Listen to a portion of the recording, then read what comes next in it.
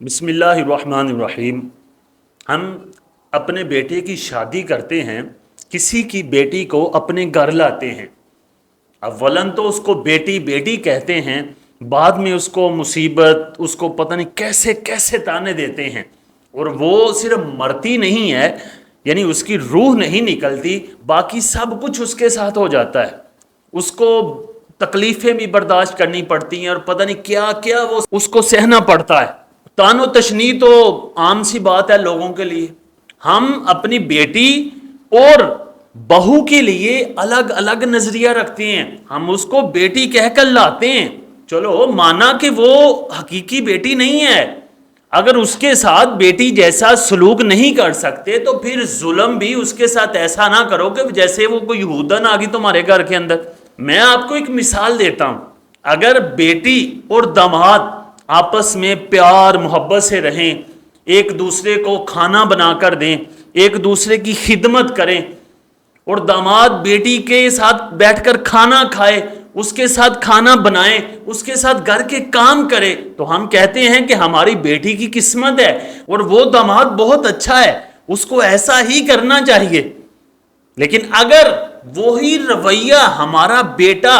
اپنی بیوی کے ساتھ کرے، سنت کے مطابق گھر کے اندر کام کاج کروائے، بیوی کے ساتھ بیٹھ کر کھانا کھائے، بیوی کے ساتھ پیار محبت کرے، پیار محبت والی باتیں کرے اور اس کو کھانا کھلائے بھی، تو ہمارا سب کا ایک ہی جملہ ہوتا ہے، اے بڈی دے تھلے لگا ہے۔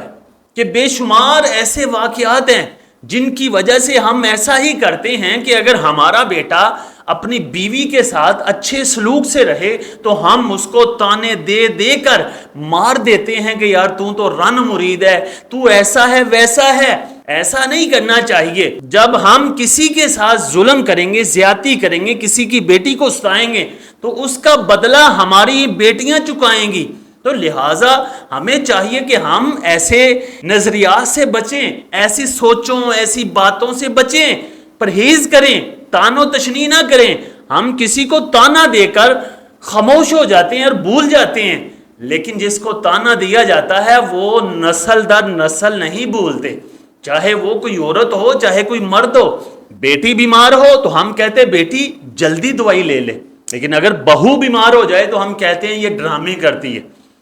یہ ویسے کام چور ہے، یہ کام سے بچنے کے لیے بہانے کرتی ہے، اس کو کوئی دوائی کی ضرورت نہیں ہے۔ انسان کی زندگی ہے اور زندگی کے اندر ہر ایک کو اس دنیا میں مصائب جھیلنے پڑتے ہیں، کچھ نہ کچھ گھروں کے اندر مسائل ضرور ہوتے ہیں، کوئی گھر ایسا نہیں ہوگا جس میں کوئی مسئلہ نہ ہو، خاندان ایسا نہیں ہوگا جس میں کوئی مسئلہ نہ ہو، لیکن اگر نئی نئی بہو آئی، کوئی گھر میں مسئلہ بن گیا یا وہ بہو وہاں رہتی ہے پھر کوئی مسئلہ بن گیا تو پھر ہم کہتے ہیں اس کی نحوست ہے معاذ اللہ، ہم کہتے ہیں کہ اس کی وجہ سے مصائب آئے،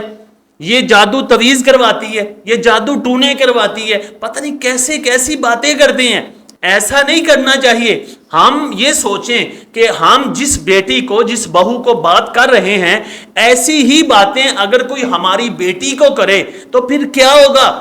تکلیف ہوگی نا ہمیں بھی، تو اس کے ماں باپ کو بھی تکلیف ہوگی، اس بہو کو بھی تکلیف ہوگی۔ لہٰذا اپنے گھروں کے اندر انصاف رکھیں،